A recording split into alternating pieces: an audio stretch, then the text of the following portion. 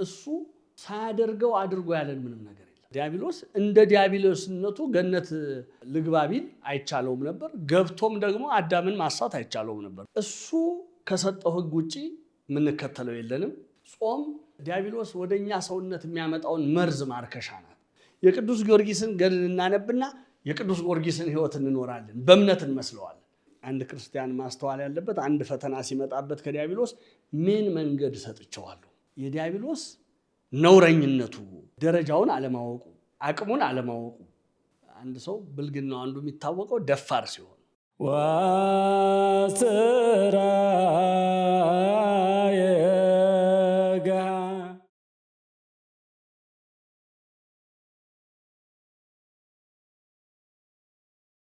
በገዳመ ቆሮንቶስ የነበረውን ነገር ካነሳን አንዱ የሚነሳው ነገር መድኃኒታችን ኢየሱስ ክርስቶስ ለምን ጾመ ነው። እንግዲህ የቀደሙ አባቶቻችን ጾመዋል። የቀደሙ አባቶቻችን ሲጾሙ የጾሙበት የተለያየ ምክንያት አላቸው። ግማሾቹ ከእግዚአብሔር ዘንድ ኃይልን ለማግኘት ለአገልግሎት ለተላኩበት ዓላማ ኃይልን ለማግኘት እግዚአብሔር ኃይሉን ጥበቡን እንዲያሳድርባቸው በመሻት እግዚአብሔርን በጾም ደጅ ጠንተዋል። ሌሎች ደግሞ እግዚአብሔር በፊቱ የበደሉትን በደል መተላለፋቸውን ይቅር እንዲላቸው እንዲራራላቸው ጾመዋል። በስጋ ከመጣ መቅሰፍት እነሱም ሕዝቡም ሀገሪቱም እንዳትጠፋ ያንን እግዚአብሔር እንዲያርቅላቸው እግዚአብሔርን በጾም ይጠየቋሉ። ስለዚህ በአንድም በሌላም ምክንያት የቀደሙ አባቶቻችንና ነቢያት ጾመዋል። እንግዲህ ጌታችን ፍጹም ኃያል የሆነ ኃይል የባህሪው የሆነ አምላክ ነውና ኃይል ሽቶም ጾም አንልም። ኃይል ሽቶ ጾም አንልም። ስለ ኃጢአት ይቅርታም ጾም አንልም። ምክንያቱም በአንደበቱ ሐሰት በሰውነቱ ክፋት የለበትምና ምንም ምን ኃጢአት በእርሱ ላይ የለምና ስለ ኃጢአት ይቅርታም ጾመ ብለን ልንናገር አንችልም። ስለዚህ ጌታችን የጾመው ለምንድን ነው ብለን ካነሳን አንደኛው ለካሳ ነው። አምላካችን ኢየሱስ ክርስቶስ በዚህ ምድር ሳለ የፈጸማቸውን ነገሮች ከምን አንጻር እንደሚፈጽማቸው ካልተረዳን በዋናነት ለስህተት የሚዳረገን እሱ ነው እና መድኃኒታችን ኢየሱስ ክርስቶስ በመዋዕለ ሥጋዌው በዚህ ምድር በተመላለሰበት ወቅት ነገሮችን የሚፈጽመው ስለነዚህ ምክንያት ነው። አንደኛ ለካሳ የሚፈጽማቸው ነገሮች አሉ። ለአዳም በደል ካሳ እንዲሆኑ የሚፈጽማቸው አሉ። ለቤዛነት የሚፈጽማቸው አሉ። ማንም ሊያደርገው ያልቻለውን ነገር እርሱ ሆኖልናልና እርሱ አድርጎልናልና ስለዚህ ለቤዛነት የሚፈጽማቸው ነገሮች አሉ። እንደገና ለአጽድቆተ ትስብእት ደግሞ የሚፈጽማቸው ነገሮች አሉ። ለአጽድቆተ ትስብእት ማለት ፍጹም ሰው መሆኑን ለማጠየቅ፣ ፍጹም አምላክ ቢሆንም ፍጹም ሰው መሆኑን ለማጠየቅ። ለምሳሌ ተራበ፣ ተጠማ፣ አንቀላፋ፣ ደከመ እንዲህ ብንል ፍጹም ሰው መሆኑን ለማጠየቅ ነው። በኋለኛው ዘመን ምትሃት ነው የሚሉ ተነስተዋል። አሁን መናፍቃን ምትሃት ነው የሚሉ ተነስተዋል። ምትሃት ቢሆን አይበላም፣ ምትሃት ቢሆን አይጠጣም፣ ምትሃት ቢሆን ደከመው ተብሎ አይጻፍም እና ያንን ለማጠየቅ ፍጹም ሰው መሆኑን ለኛ ለማስረዳት ለምሳሌ ሳይሻው ሳያስፈልገው እንኳን ያደረገበት ጊዜ አለ። ሳይሻው ያ ነገር ሳያስፈልገው የሚያደርግበት ከትንሣኤው በኋላ ለምሳሌ ሐዋርያቱ ባሉበት የሚበላ አንዳች ነገር አላችሁ ብሏቸው በመሃላቸው እያዩት አሳና የማር ወለላ በመሃላቸው አይናቸው እያየ ያችን ቀምሷል። አሁን ከትንሣኤ በኋላ መብል የሚሻ ሰውነት ኖሮት አይደለም። ስጋውን በመቃብር ትቶት ተነስቷል ብለው እንዳያስቡ፣ ወይም ደግሞ ይሄ መንፈስ ነው፣ ጎስት የሙት መንፈስ ነው፣ ምትሃት ነው እንዲህ ብለው እንዳያስቡ። እንግዲህ እንኳን ከትንሣኤው በፊት ከትንሣኤው በኋላ እንኳን ነገሮችን ያለ ጥርጥር እንዲገነዘቧቸው እንዲረዷቸው ለማድረግ ሕሊናቸውን ለማደላደል ለማሳረፍ ሲል የሚያደርጋቸው ነገሮች አሉ። እና አንዱ ጌታችን በመዋዕለ ሥጋዌው ነገሮችን የሚፈጽመው ለአጽድቆተ ትስብእት ፍጹም ሰው እንደሆነ ለማመልከት፣ ሌላው አርአያ ለመሆን አሁን እሱ ሳያደርገው አድርጎ ያለን ምንም ነገር የለም። አድርጎት ነው ሁሉን ነገር አድርጎ ያለን እና ጾሙ ለማለት እንዲያመች መጀመሪያ እርሱ ለአርአያነት ጾሞ አሳይቶናል። ለአቅርቦተ ሰይጣን ደግሞ የምንለው አለ። ሰይጣንን እሱ ሌሎችን ባጠመደበት መንገድ አጥምዶታል። ለምሳሌ ዲያብሎስ በስጋ ከይሲ ተሰውሮ ዲያብሎስ እንደ ዲያብሎስነቱ ገነት ልግባ ቢል አይቻለውም ነበር። ገብቶም ደግሞ አዳምን ማሳት አይቻለውም ነበር። ለምን? አዳም ዲያብሎስ መሆኑን እያወቀ ሊስት አይችልም። ስለዚህ ዲያብሎስ ምንድን ነው ያደረገው? ማንነቱን ያንን ክፉ የሆነውን ማንነቱን በስጋ ከይሲ ነው የሰወረው። ዛሬም ድረስ እንደዛ ነው። በነገራችን ላይ ዲያብሎስ ዛሬም ድረስ እንደዛ ነው። ያንን ማንነቱን እውነተኛ ማንነቱን ገልጦ ፈትኖን አያውቅም። ማንነቱን በፍጹም ገልጦ ቢፈትነን ማናችንም አንሳሳትም ነበር። ምን አድርጎ ነው የሚፈትነን ካልን በዚህ መልኩ ይመጣል ብለን በማናስበው መንገድ ነው ይመጣው። በእነዚህ ሰዎች ያድራል ብለን ባላሰብናቸው ሰዎች፣ ወዳጆቻችን ናቸው የቅርባችን ናቸው በምንላቸው አድሮ ይፈትነናል። በእነዚህ ሰዎች ሊያድር አይችልም፣ በዚህ መንገድ ሊመጣ አይችልም በምንለው ነው የሚመጣው ዲያብሎስ እና በስጋ ከይሲ ተሰውሮ አዳምን አሳተው። የጥበቡን በጥበብ ለማፍረስ መድኃኒታችን ኢየሱስ ክርስቶስ ደግሞ በስጋ ብእሲ በሰው ስጋ ተሰወረ እና የዲያብሎስን ስራውን ለማፍረስ ዮሐንስ ወንጌላዊም ይናገራል። በዛ በመልእክቱ በአንደኛ መልእክቱ ምዕራፍ 3 ላይ የዲያብሎስን ስራ እንዲያፈርስ የእግዚአብሔር ልጅ ተገለጠ ይላል እና ዲያብሎስን አስሮ ከሰው ባህሪ ነቅሎ የጣለው አስሮ አዋርዶ ነው እና ለአቅርቦተ ሰይጣን ደግሞ ያደረጋቸው ነገሮች አሉ። ሰይጣንን ለማጥመድ ያደረጋቸው ነገሮች አሉና ይሄንን ለይቶ ካላወቀ ሰው አንድን ነገር ሲያደርግ ይሄን ያደረገው ለቤዛነት ነው፣ ይሄን ያደረገው አርአያ ለመሆን ነው። ለምሳሌ ጸለየ ይላል። የጸለየው አንደኛ ለካሳ ለአዳምን ተክቶ ለቤዛነት ለካሳ ጸለየ እንላለን። በዋናነት ለአርአያነት ጸለየ። አርአያ ሊሆነ ለእኛ ምሳሌ ሊሆነ ጸልዩ ለማለት። ለምን ጾመ? አርአያ ለመሆን። ጾሙ ለማለት። ስለዚህ ለምንድን ነው የጾመው የሚለውን ነገር ለይቶ ማወቅ ያስፈልጋል። የመጀመሪያው የጾመው ለአርአያነት ነው። ጾሙ ለማለት እንላለን። ሌላ ሠራዬ ሕግ ነው። እሱ ሕግን የሚሰጥ ስርዓትን የሚተክል እሱ ነው። እሱ ከሰጠው ሕግ ውጪ የምንከተለው የለንም። ሰው ሰራሽ ሕግ አንከተልም። ሰው የሰራውን ሕግ አንከተልም። ስለዚህ ዛሬ የምንኖርበትን ሕግ የሰጣችሁ ማን ነው ብንባል ከብሉይ እስከ አዲስ አስቀድሞም በሕገ ልቡና ሕግን በልቦናችን የጻፈብን እርሱ ነው። በህሊናችን ሕግን የጻፈብን እርሱ ነው። በኋላ ደግሞ በህሊናችን ውስጥ ያለውን ሕግ እንዲያስታውሰን በጽሁፍ ቀርጾ የሰጠን በሲና ኮረብታ በጣቱ ጽፎ የሰጠን ራሱ ነው። በኋላም በመካከላችን ተመላልሶ ተቀምጦ አንሰ እብለክሙ እስካሁን እንዲህ ሲባል ሰምታችኋል፣ እኔ ግን እላችኋለሁ እያለ አዲሲቷን ሕግ የሰጠን ራሱ ነው። ሠራዬ ሕግ ስለሆነ ስርዓትንም የሚተክል እሱ ነው። ሁሉን የሚመሰርት እሱ ነው። ቅዱስ ጳውሎስ ከተመሰረተው በቀር ሌላ ሊመሰርት የሚችል ማንም የለም ይላል። ስለዚህ ኢየሱስ ክርስቶስ ከመሰረተው ውጭ ማንም ሊመሰርት አይችልም። ጾምንም የመሰረታት እሱ ነው። በቃ የሰጠን እሱ ነው። ስለዚህ ያችን ስርዓት ለመትከል ጾሙ ለማለት እኛን ጾሙ ለማለት ለምን ጾም ዲያብሎስ ወደኛ ሰውነት የሚያመጣውን መርዝ ማርከሻ ናት። ዲያብሎስ የኛ ሰውነት እንዴት ልጓም ሊጥስ እንደሚችል ያውቀዋል። እንዴት ገደብ ሊጥስ እንደሚችል ያውቀዋል። ስለዚህ ያንን የስጋ ፈቃዳችንን ልጓም ለማበጀት ገደብ ለማበጀት አምላካችን እግዚአብሔር ደግሞ ጾምን ሰጠን። አሁን አባቶቻቸው ሲተረጉሙ ምን ይላሉ? የኃጢአት የምኞት የኃጢአት መነሻው መብል ነው ይላሉ። ሰው መብል መጠጥ ካበዛ ፍትወት ይሰለጥንበታል፣ ወደ ኃጢአት ይሄዳል። ይሄ ፍትወት ስንል የግድ በስጋ ያለ ፍትወት ብቻ አይደለም። ትቢት እነዚህን የመሳሰሉ ነገሮች ሁሉ ይሰለጥኑበታል ሰው ላይ ምን መብል መጠጥ ሲያበዛ።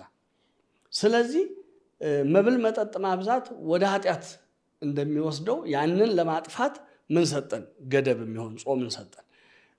ሰው መብል ካበዛ ወደ ኃጢአት ይሄዳል። ሰው ደግሞ ጾምን ካዘወተረ ጾምን እንደሚገባት ከጾመ የጽድቅ ስራ ወደ መስራት ያዘነብላል። ይሄን አሁን በየራሳችን ህይወት ማወቅ እንችላለን። ብዙ ጊዜ እውነት ለመናገር መብል ከሚሰለጥንበት ወቅትና ጾም ከሚሰለጥንበት ወቅት በየትኛው ጊዜ ወደ ኃጢአት እናዘነብላለን ስንል ምግብ በሚሰለጥንበት ጊዜ ነው። እና መድኃኒታችን ኢየሱስ ክርስቶስ በመብል ምክንያት ኃጢአት እንደሚሰለጥን ስለሚያውቅ እኛ ያንን መቆጣጠር የምንችልበትን የጾምን ስርዓት ሰርቶልናል። እና እንደገና ደግሞ በአባቶቹ በነቢያት መንገድ አባቶቻችን ነቢያት 40 ቀን 40 ሌሊት የመጾም ልማድ ነበራቸው።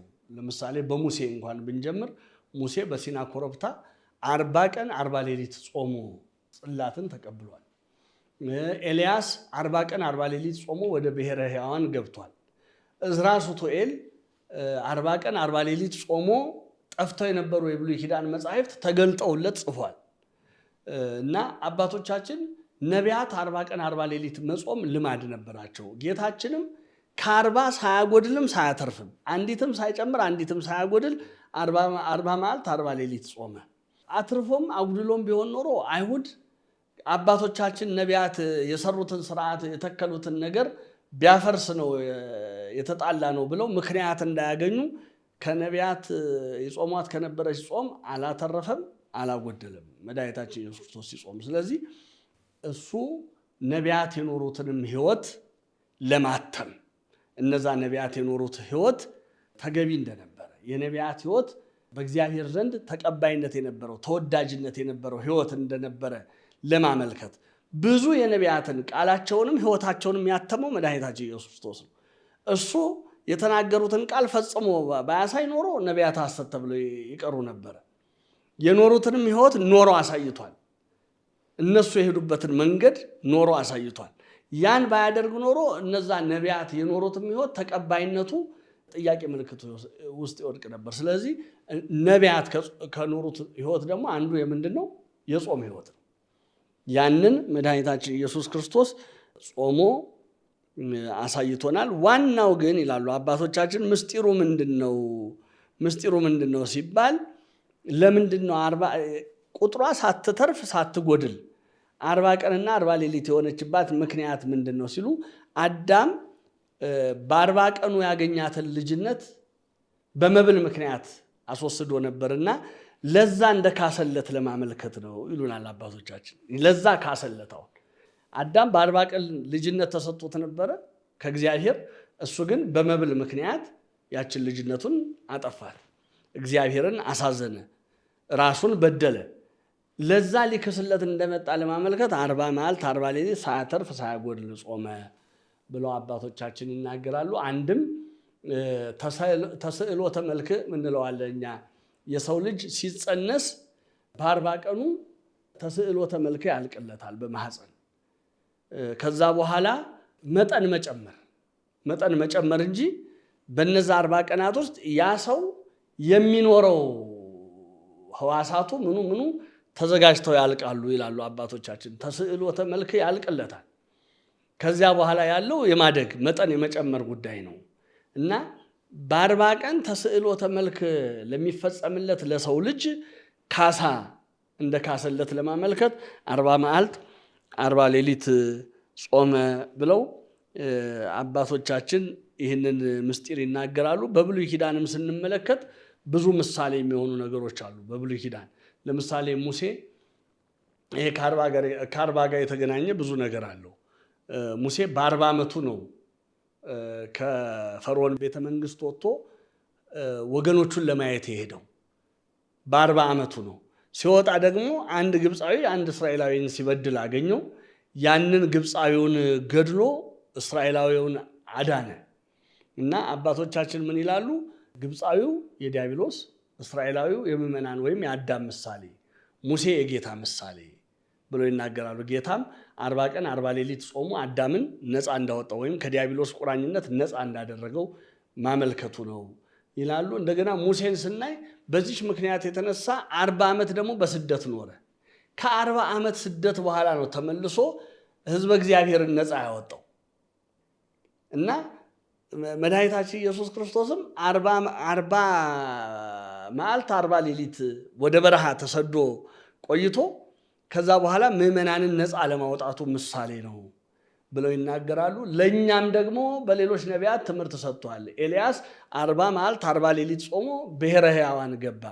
እናንተም እንዲሁ 40 ቀን በጾም ብትኖሩ፣ ጾምን በመጾም ብትኖሩ፣ በ40 ቀን ያገኛችኋትን ልጅነት ጠብቃችሁ ብትኖሩ ገነት መንግሥተ ሰማያት ትወርሳላችሁ ለማለት። ዕዝራ ሱቱኤል 40 ሌሊት 40 መዓልት ጾሞ የብሉይ ኪዳን መጻሕፍት እንደተገለጸለት ከነ ምስጢራቸው ዘሩ ብቻ አይደለም ከነ ምስጢሩ እንደተገለጠለት እናንተም ጾምን ብትጾሙ ምስጢራት ይገለጡላችኋል ብሎ ለማመልከት ነው መድኃኒታችን ይህንን ጾም የጾመው ብለው አባቶቻችን ይህንን ሁሉ ምስጢር ይነግሩናል። ከዚህ በኋላ ተራበ ይላል። እንግዲህ 40 መዓልት 40 ሌሊት ከጾመ በኋላ ሳያተርፍ ሳያጎድል አባቶች ነቢያት የጾሙትን ጾም ያክል ከጾመ በኋላ ተራበ። ሲራብ ፈታኙ ወደ እርሱ ቀረበ ይላል። እንግዲህ ምንጊዜም ፈታኙ እኛን ለመፈተን ምክንያት ይፈልጋል። እኛን ለመፈተን ምክንያት ይፈልጋል። ምክንያት ካላገኘ መፈተን አይችልም። ብዙ ጊዜ ዲያብሎስ እኛን የሚያጠምደን በምክንያት ነው። ያንን ምክንያት ማሳጣት አባቶቻችን ኢትሃቡ ፍኖተ ለሰይጣን መንገድ አትስጡት ይላሉ። መንገድ አትስጡት። ዲያብሎስ መንገድ ካላገኘ ሰውን የሚፈትንበት አቅም የለውም። መንገድ ከሰጠነው ግን ያችን መንገድ አስፋፍቶ እንዳናውቃት ሰውሮ ፈተና እንዳትመስል ዲያብሎስ የተካነበት ነው። ይሄ ኃጢአቱን ጽድቅ አስመስሎ ማሳየት፣ ነውሩን ክብር አስመስሎ ማሳየት፣ ክህደቱን ሃይማኖት አስመስሎ ማሳየት፣ የተቅበዝባዥ ነፍስ ይዘን እንዳረፍን እንዲመስለን ማድረግ ይሄ ዲያብሎስ የቆየ ስራው ነው፣ የቆየ ልማዱ ነው እና ብዙዎች ለራሳቸው እስካይታወቃቸው ድረስ ተቅበዝባዥ ነፍስ ይዘው ያረፉ የሚመስላቸው በቃ ረፍት ያገኘሁት አሁን ነው የሚሉ ብዙዎች አሉ። ጭልጥ ያለ ክህደት ውስጥ ሆነው በእግዚአብሔር ፊት የሚያቀርባቸው ሃይማኖት ያላቸው የሚመስላቸው ብዙ ሰዎች እናውቃለን። እና ይሄ ልማዱ ነው፣ የዲያብሎስ ልማዱ ነው። ምንድን ነው? ማታለሉን፣ ተንኮሉን፣ መርዙን እስካናውቅበት ድረስ የመሰወር። አባቶቻችን ምን ይላሉ? እባብ ክፉ የሆነ መርዙን በለስላሳ ገላው ሰውሮ እንደሚኖር። አሁን የእባብን ገላ እንዲህ ሲነካው ማንም ሰው እንደ እባብ ገላ የሚለሰልስ የለም እና የእባብ ገላው በውስጡ ያለውን መርዝ እንድንዘነጋ ልስላሴው እንድንዘነጋ እንደሚያደርገን ግን ከዛ ለስላሳ ገላ የሚወጣ መርዝ አንድን ሰው በቅጽበት ሕይወቱን እንደሚነጥቀው ዲያብሎስም እንደዛ ነው። ያንን መርዙን እንድንዘነጋ የሚያደርግበት ጥበብ አለው፣ ተንኮል አለው። እኛ ያንን ካልነቃንበት ቅዱሳን ሐዋርያት ለዚህ ነው እኛ የእሱን ነገር አንስተውም ይላሉ። የእሱን መንገድ አንስተው፣ የእሱን ተንኮል አንስተውም ይላሉ። የአባቶቻችን ሕይወት ለእኛ ቤተ ሙከራም የሆነ ለዚህ ነው።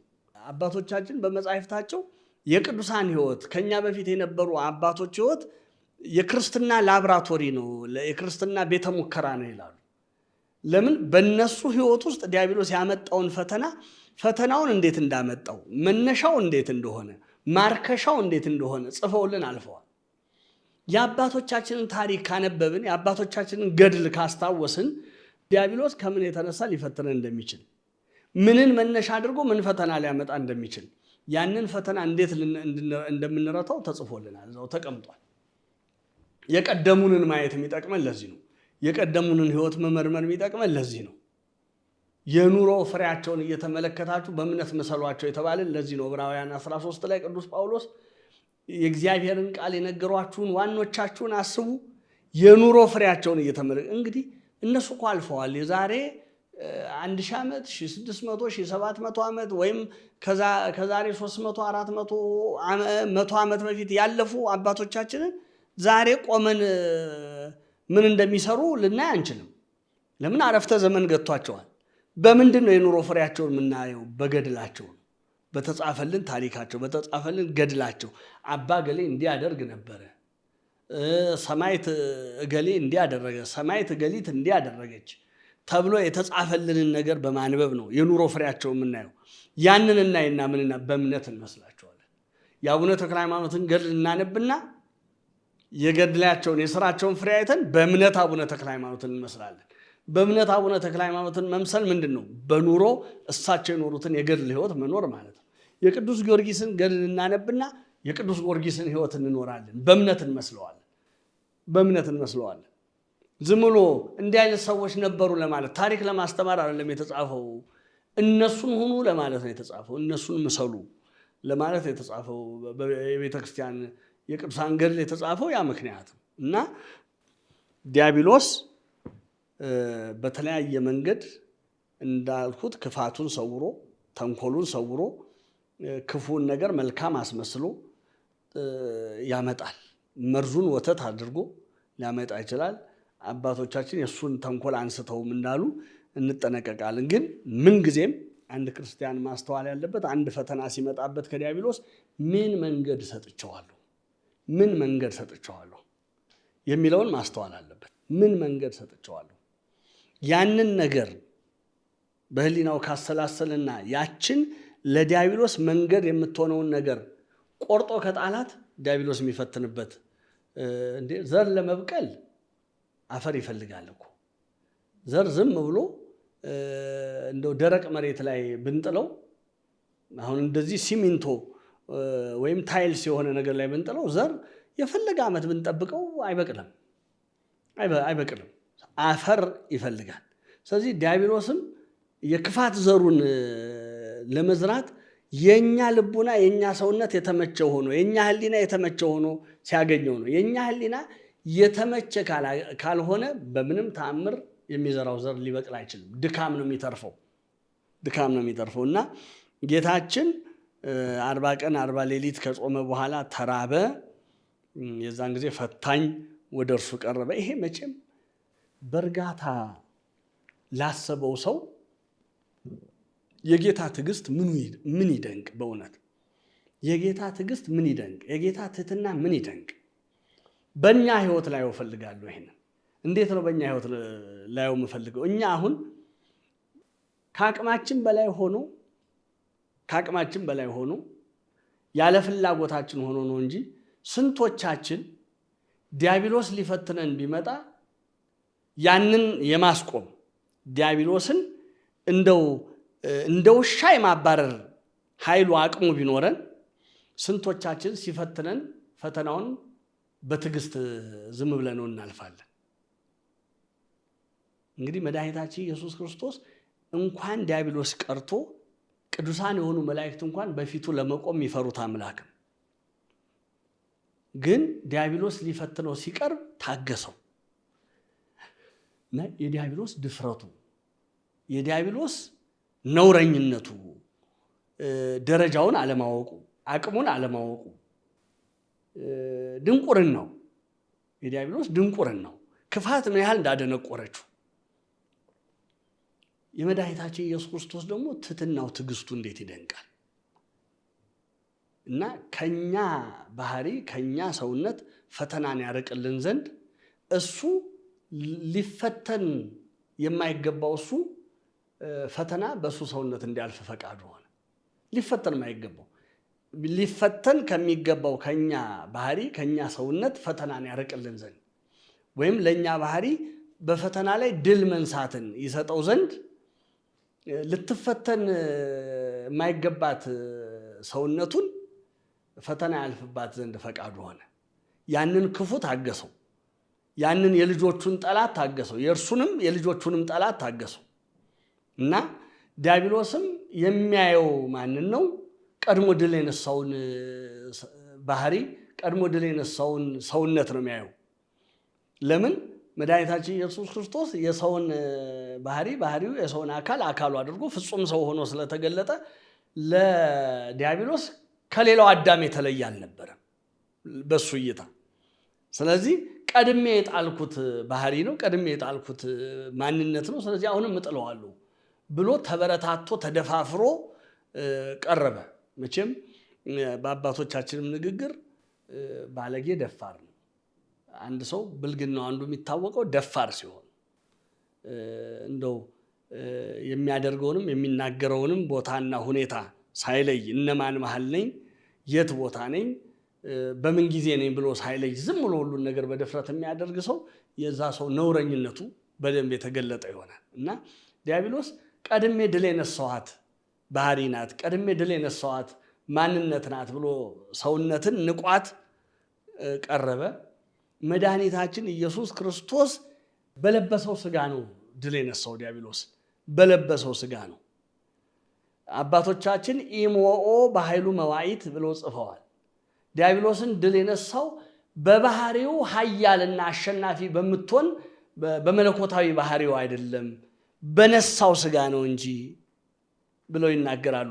እና ዲያብሎስን መድኃኒታችን ኢየሱስ ክርስቶስ መልሶ ያዋረደው ቀድሜ አሸንፌዋለሁ፣ ቀድሜ ድል ነስቼዋለሁ፣ ቀድሜ ጥዬዋለሁ፣ ቀድሜ ከእግሬ ስር ጥዬ ተረማምጄበታለሁ ብሎ ባሰባት ባህሪ ነው ድል የነሳው።